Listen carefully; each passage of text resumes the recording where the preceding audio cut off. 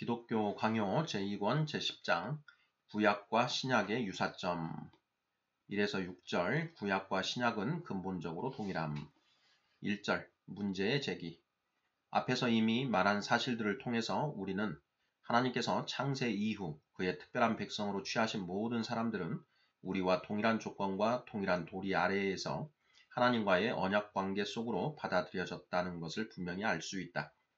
이 점을 확실히 해두는 것은 매우 중요하다.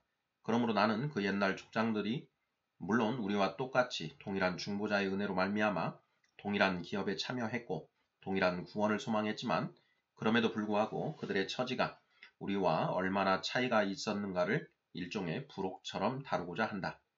율법과 선지자들의 글에서 수집한 증언들은 하나님의 백성들에게 경외와 경건의 다른 규범이 있었던 적이 결코 없었다는 사실을 확실하게 입증해 준다. 그러나 구약과 신약 사이의 차이에 대해서 저술가들이 상당히 길게 논지를 제시하는 경우가 많고 그로 말미암아 단순한 독자들에게 상당한 혼란이 생기고 있기 때문에 이 문제에 대해서 별도로 한 부분을 할애하여 좀 더 충실하고도 상세하게 논의하는 것이 합당할 것이다. 이 문제는 사실 우리에게 지극히 유익한 것이지만 저 사악한 세베르투스와 제세례파에 속한 일부 미친 자들 때문에라도 어쩔 수 없이 이를 다루지 않을 수 없게 되었다. 그들은 이스라엘 백성들을 마치 돼지 떼들처럼 취급하며 여호와께서 이 땅에서 그들을 살찌게 하셨지만 하늘의 불멸의 생명에 대한 소망은 전혀 그들과는 관계가 없었다는 식으로 떠벌리는 것이다. 그러므로 경건한 자들의 뇌리에 이런 사악한 오류가 끼어들지 않도록 막고 또한 동시에 구약과 신약의 차이에 대한 언급이 있을 때마다 늘상 생겨나게 마련인 모든 난제들을 해결하기 위하여 여기서 잠시 그리스도의 강림 이전에 여호와께서 이스라엘 백성들과 맺으셨던 언약과 또한 그리스도께서 오신 이후에 우리와 지금 맺고 계신 언약 사이의 유사점과 차이점을 살펴보기로 하자. 2절 세 가지 요점. 그 유사점과 차이점은 한마디로 설명할 수가 있다. 모든 족장들과 맺으신 언약은 그 본질과 실체에 있어서 우리와 맺으신 언약과 너무도 흡사하기 때문에 그 두 언약들은 그 시행의 양상이 다를 뿐 실제로는 하나요 동일한 것이라는 것이다. 그러나 이런 짧은 진술로 문제를 명확히 이해할 수가 없기 때문에 논의를 진행하기 위해서는 좀 더 충실한 설명이 필요하다. 이 둘 사이의 유사성, 아니 차라리 동일성이라 해야 옳겠지만 그것을 입증하기 위해서 이미 살펴본 사실들을 새삼 자세하게 점검할 필요는 없을 것이다. 그리고 다른 곳에서 논의할 문제를 여기에다 뒤섞어 놓는다는 것도 적절하지 못할 것이다. 여기서 우리는 주로 다음의 세 가지 요점을 우리의 입장으로 취해야 할 것이다.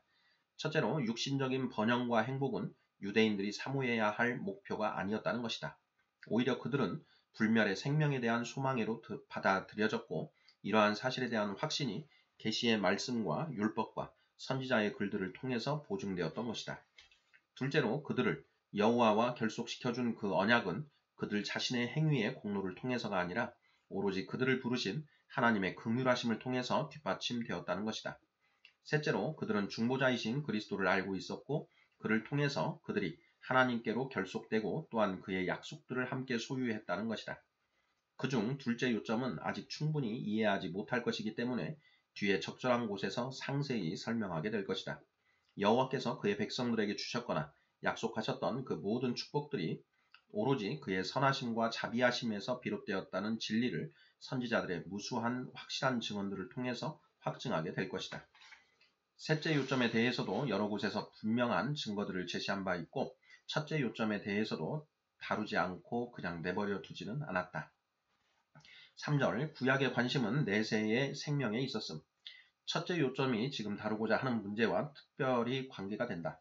그리고 우리의 반대자들이 이에 대해서 더욱 반론을 제기하고 있기도 하다. 그러므로 이를 좀 더 면밀히 살펴보기로 하자. 그러나 설명을 하다가 혹 빠진 부분이 있을 때에는 설명을 해가는 도중에 채워넣든지 아니면 적절한 곳에 덧붙이든지 할 수 있을 것이다.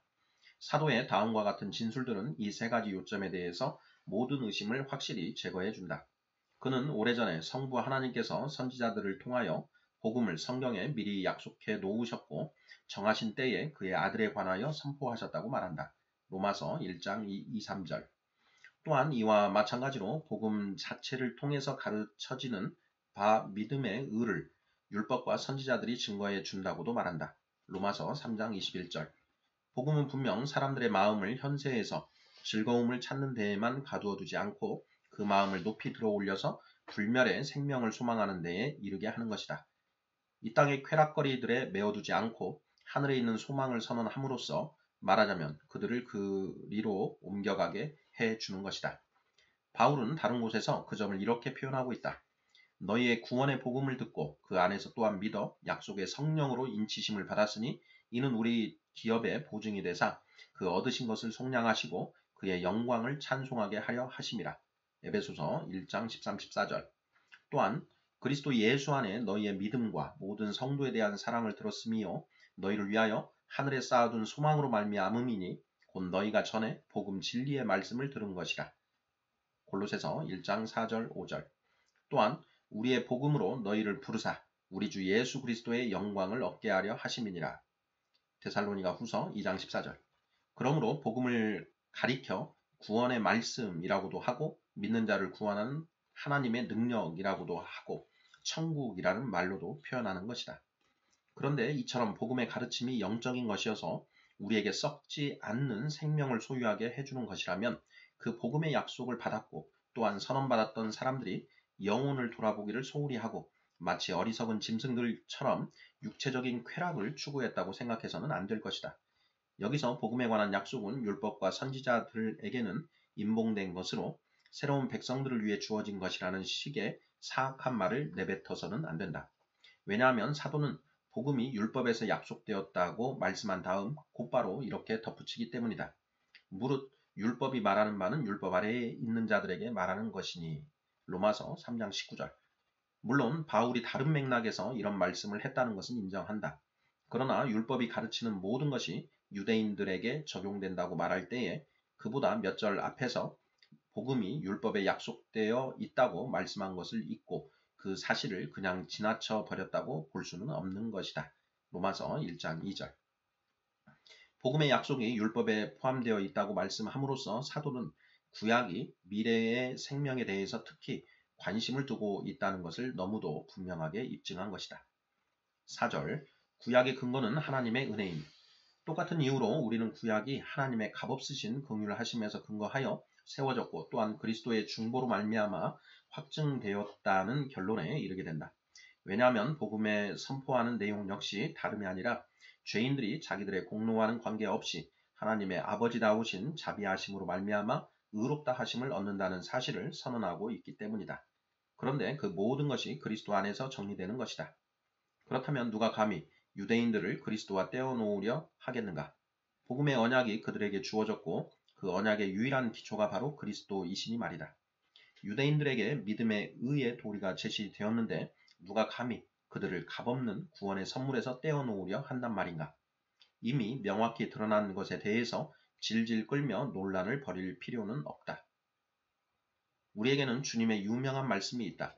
너희 조상 아브라함은 나의 때 볼 것을 즐거워하다가 보고 기뻐하였느니라. 요한복음 8장 56절.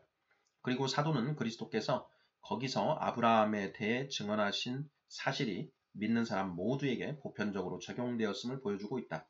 예수 그리스도는 어제나 오늘이나 영원토록 동일하시니라. 히브리서 13장 8절.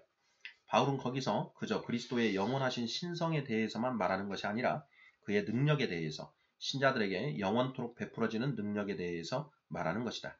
그러므로 동정녀 마리아와 사가랴가 부른 노래에서도 그리스도 안에서 나타나는 구원을 가리켜 여호와께서 과거에 아브라함과 족장들에게 주신 약속들이 실현된 것으로 말하고 있는 것이다. 누가복음 1장 54, 55절, 72, 73절. 만일 여호와께서 그의 그리스도를 나타내심으로써 그가 옛적에 하신 맹세를 시행하셨다면 구약은 언제나 그리스도와 영생을 그 목표로 삼았다고 말하지 않을 수가 없을 것이다. 5절. 언약의 표징이 유사함. 사도는 사실 이스라엘 백성들이 언약의 은혜에 있어서뿐 아니라 성례의 의미에 있어서도 우리와 동등한 것으로 본다. 그 옛날 이스라엘 백성들이 징계로서 받았던 형벌들을 실예로 들면서 사도는 고린도 사람들에게 그와 유사한 악행에 빠지지 말라고 경고하고 있다. 여기서 그는 다음과 같은 사실을 전제로 하고 있다. 곧 그들이 당한 하나님의 징벌을 우리는 당하지 않고 면제받을 무슨 특권이 있는 것처럼 주장할 이유가 하나도 없다는 것이다.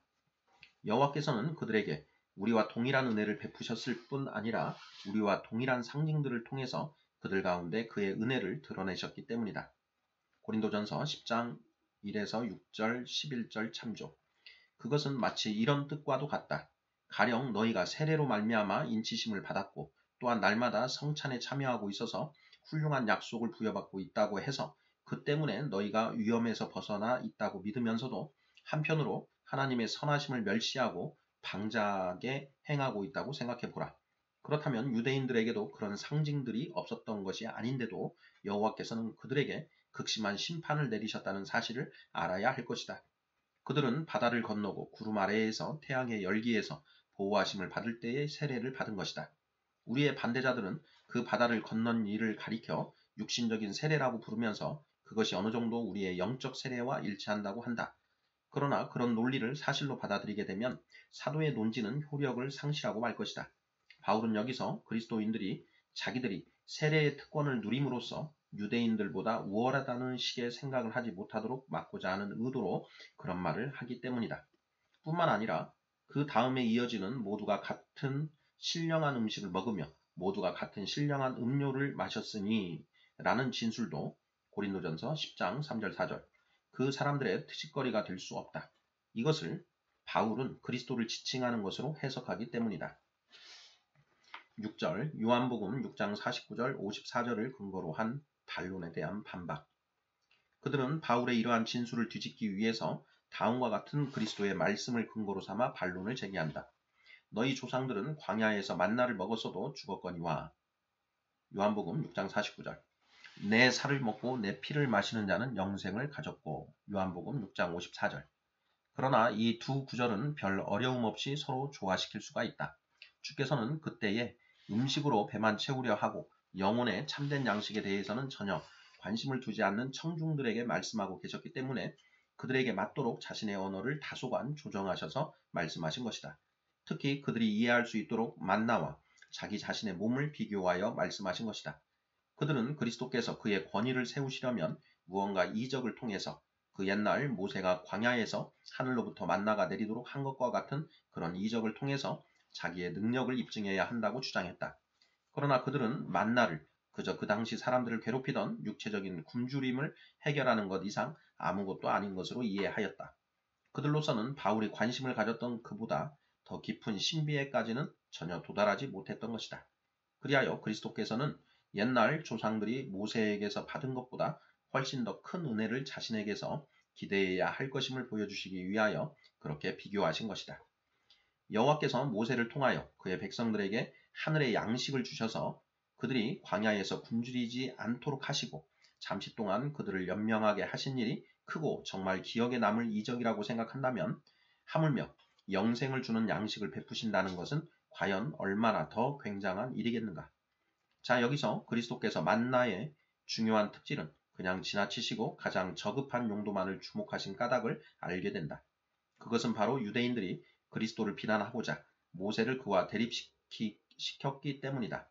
모세는 만나로서 백성들의 필요한 것을 채워 주었다는 것이었다. 이에 대해서 그리스도께서는 자신은 그보다 훨씬 더 높은 은혜를 베푸는 분이라고 대답하신다. 그 고귀한 은혜와 비교하면 백성들의 육체적인 필요를 채워준 것은 그들은 오직 이것만을 최고로 높이고 있지만 아무것도 아닌 것으로 취급해야 마땅하다는 것이었다. 바울은 여호와께서 하늘로부터 만나를 내리셨을 때에 그저 백성들의 배만 채우고자 그렇게 하신 것이 아니고 우리가 그리스도 안에서 영적 생명을 얻는 것을 미리 보여주는 하나의 신령한 신비로서 그것을 내리신 것임을 알고 있었다. 고린도전서 10장 1에서 5절 그러므로 그는 이 점을 소홀히 여기지 않았고 우리가 생각해야 할 중요한 사실의 하나로 본 것이다. 이로 보건대 우리는 충만한 확신으로 이렇게 결론 지을 수가 있다. 곧 주께서는 유대인들에게 우리가 지금 누리는 것과 동일한 영원한 하늘의 생명의 약속들을 전해 주셨을 뿐 아니라 그 약속들을 진정한 영적 세례들로서 인치셨다는 것이다. 아우구스티누스는 만이교도인 파우스투스를 반박하는 그의 저서에서 이 문제를 매우 상세하게 다루고 있다.